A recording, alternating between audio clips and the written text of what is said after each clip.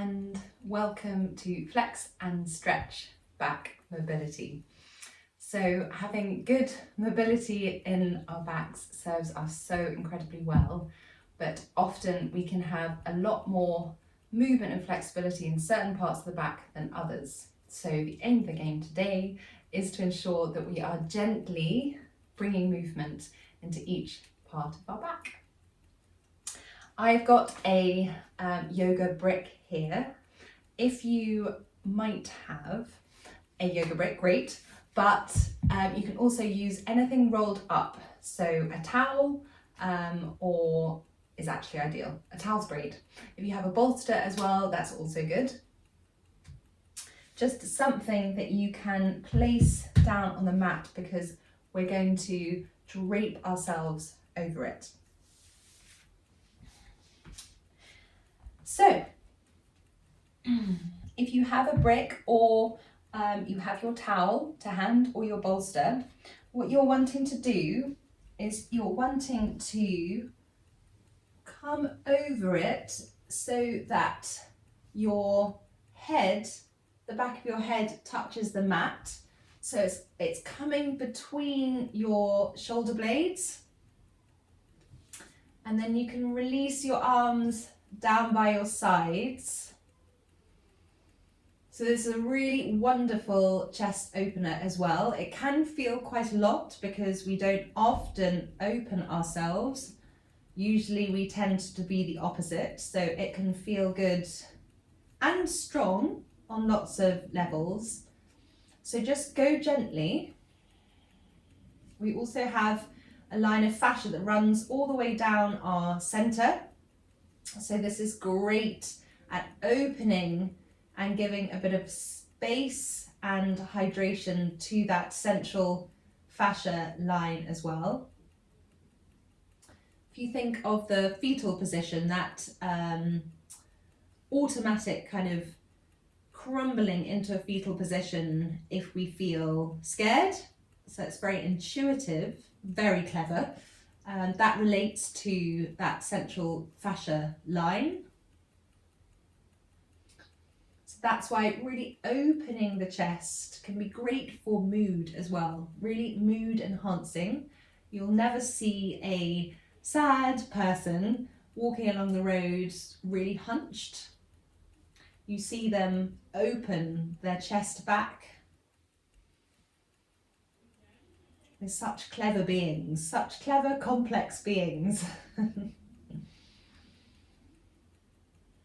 So you can have your eyes closed, have them open. Just come to the breath and enjoy the openness that your breath may feel in this position. Particularly if you've been at your desk all day or just normal living. You know, we never come into such an open-hearted position.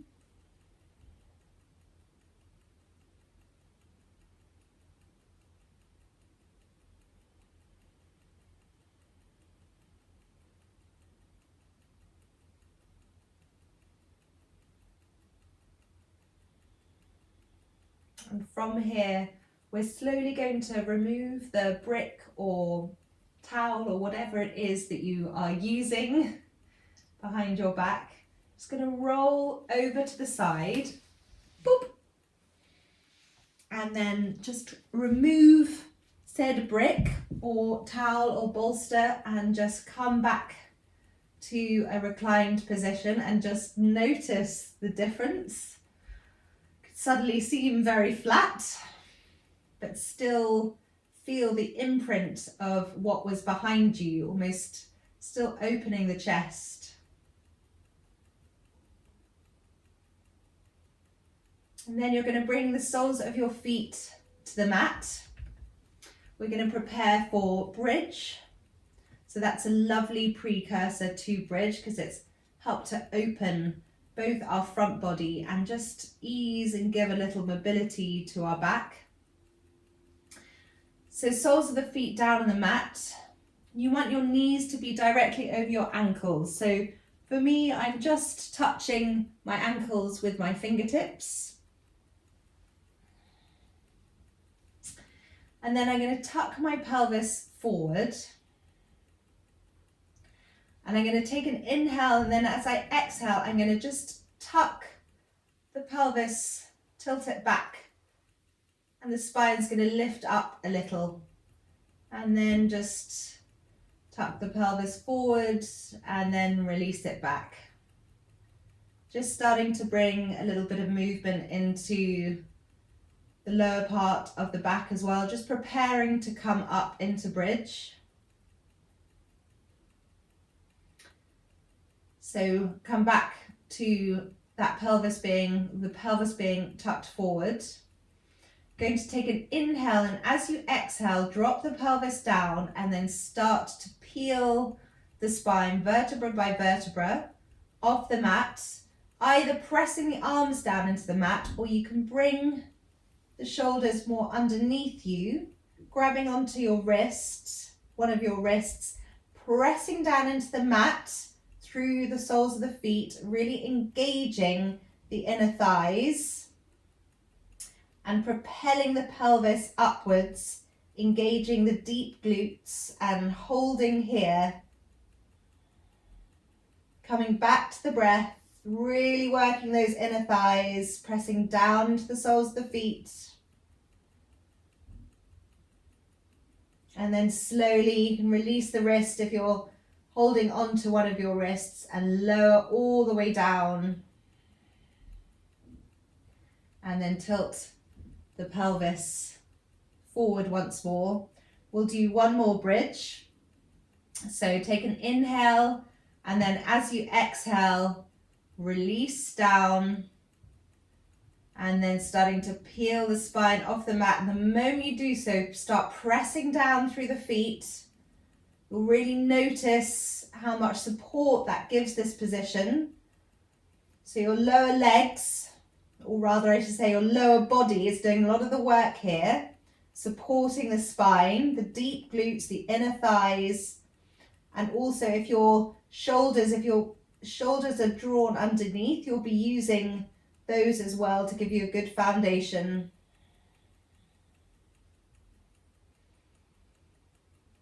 And then slowly releasing and coming all the way back down, and then bring the knees into the chest.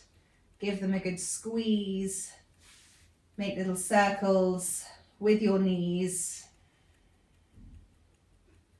And then grab onto the backs of the thighs. We're going to roll up to a seated position before coming into tabletop.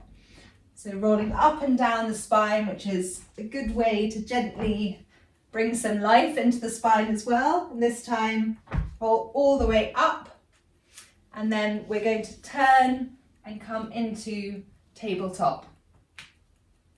So just take a moment to really found your foundation. Find your foundation. Let's try again. So spreading the fingers, spreading the weight through the palms of the hands and the fingers. So you're utilizing the whole hand, rooting down, rising up, extending away from the wrists, bringing the weight into the upper arms, gently squeezing the shoulder blades, zipping up through the core, so engaging the pelvic floor and allowing that to rise all the way up through the core, pressing down into the tops of the feet as well, closing the eyes and just visualizing the spine. And you can visualize a light coming in through the crown of the head, a light that is bright and warm. And that's going to flow all the way down the spine, just bringing life and movement to it. And then gently flickering the eyes open, we're going to come into cat and cow. So inhale, lift the chin, round the shoulders, drop the belly, lift the tailbone. Exhale, tuck the tailbone, belly to spine, round the back, chin to chest. Inhale, lift the chin, round the shoulders, drop the belly, lift the tailbone. Exhale, tuck the tailbone, belly to spine, round the back, chin to chest.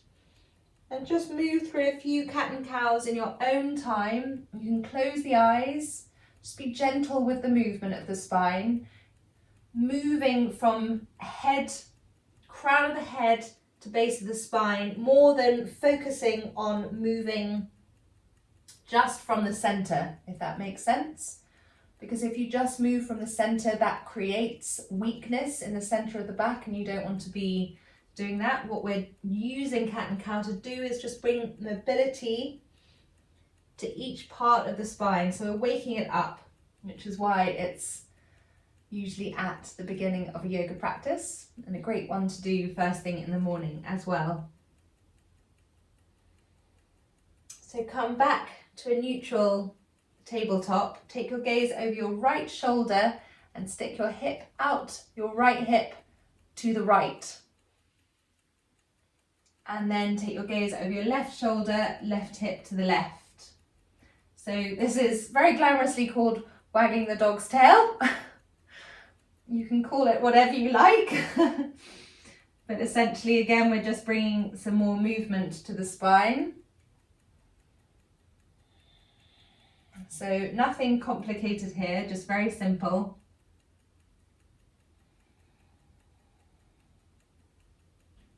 And then come back to a neutral tabletop. Bring your knees together, and we're going to bring the crown of the head right down onto the mat. So all the way down, coming into what's called rabbit. So just relaxing the shoulders, relaxing the core. This is great duality pose because we're compressing the thyroid here, and then we're going to come into a counterbalance, which is going to flush fresh blood into that region. And we're also going to give a counterbalance pose to the gentle rounding of the back here. But just see if you can really tuck in, so really coming onto the crown of the head. And then from here, you're going to come back to a seated position, come up onto your knees, bring them hip distance apart. We're going to come into camel. So a couple of options. You can place your hands on the base of the spine, draw up through the core, elbows in, lift the gaze, press down into the tops of the feet and come into just a very gentle back bend. That's great. That's absolutely great.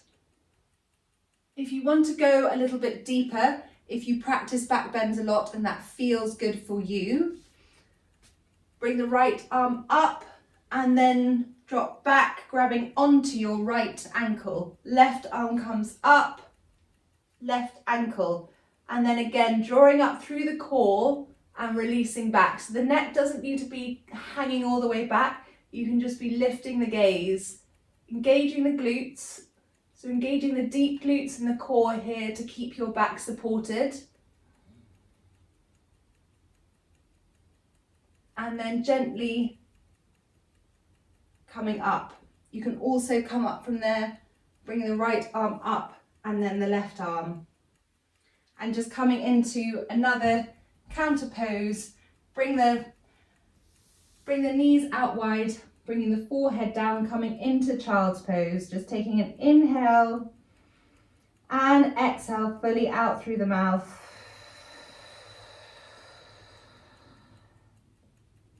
So child's pose, always one of my faves.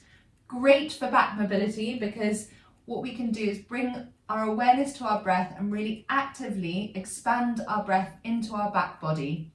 So again, just giving a little bit of space and mobility into our back. Child's pose is great at giving space as well to our lower back, just giving it that opportunity to melt a little. So just come back to the breath and just stay here for a few breaths.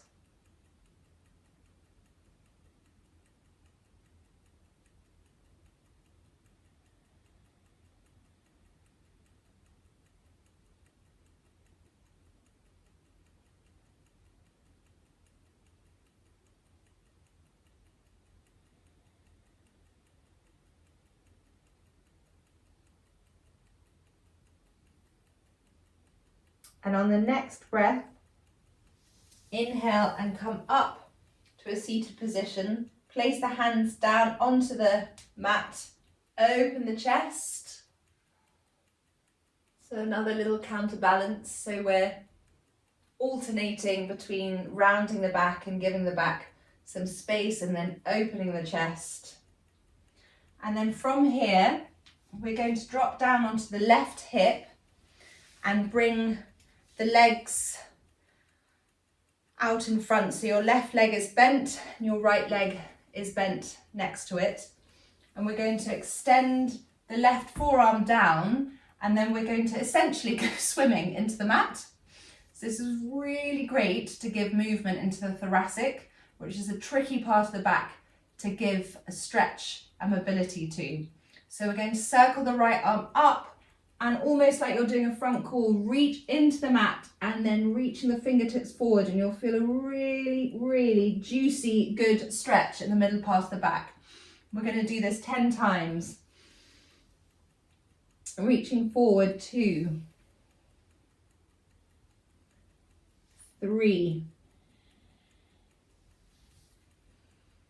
4, 5,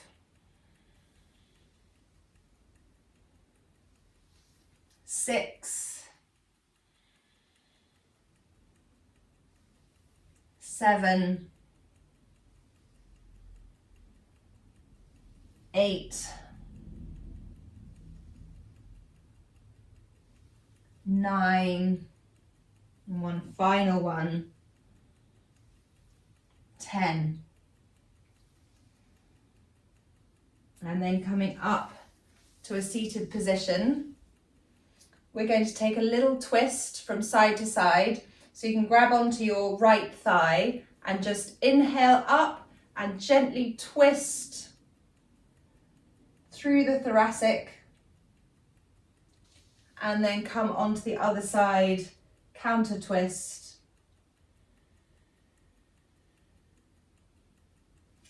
And then bring the knees together, come back to the center, drop down onto the right.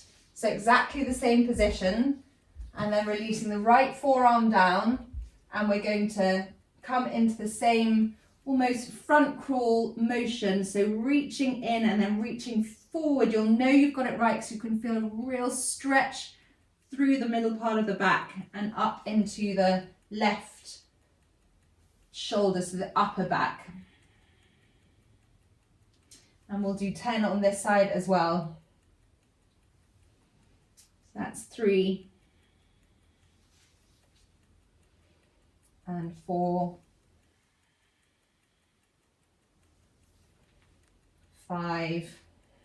I always think this is a great exercise to really feel the fascia, so that connective tissue spread across your back, and you can really feel the webbing stretching. I think that's 7. 8.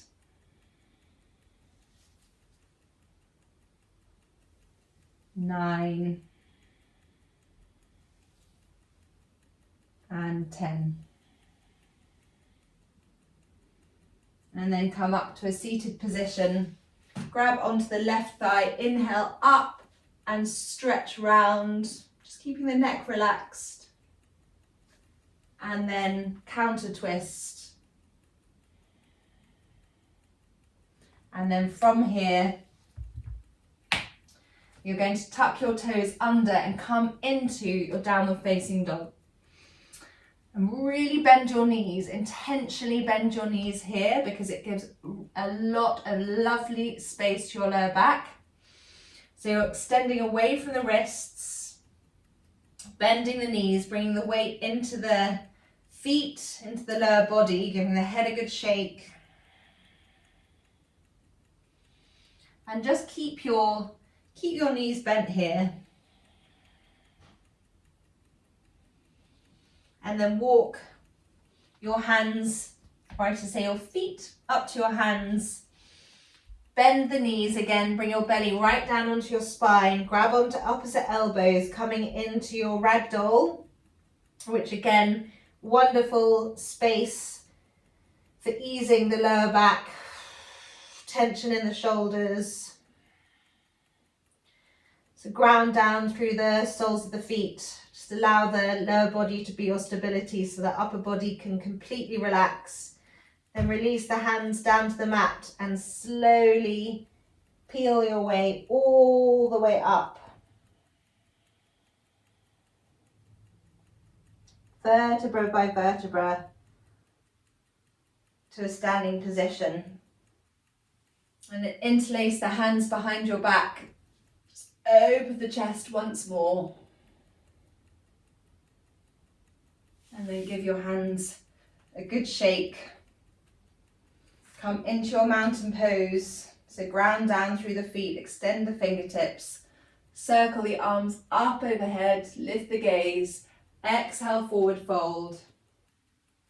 Bring the hands down to the mat, step the right foot back, step the left foot back. Elbows in, chaturanga. However you come down, high to low. So elbows in, you can come all the way down from here or lower the knees and down.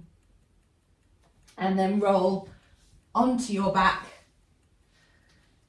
And bring your legs out wide, coming into your Shavasana. So allow the palms just to be facing up. Take a lovely deep inhale and exhale out through the mouth. And just take a moment to notice the effects of movement and flexibility in the spine.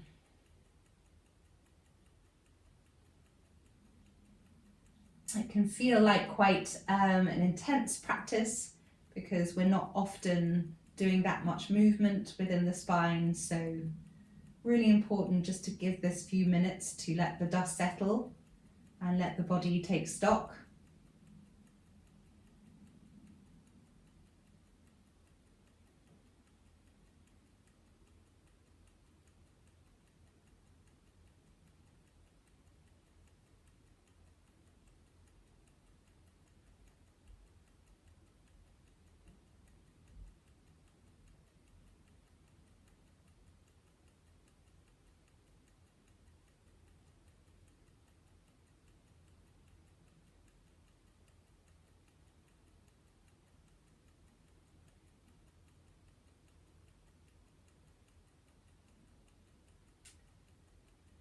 Slowly allow the breath to deepen and come into a full body stretch before bringing the knees into the chest and rolling onto the right side with your hands under your cheek as a pillow. And then with your eyes closed, come back to a seated position with your hands in prayer at heart center.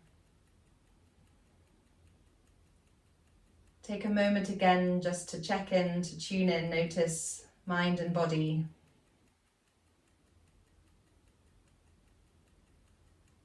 Bring your thumbs to your third eye, space between your eyebrows. Namaste.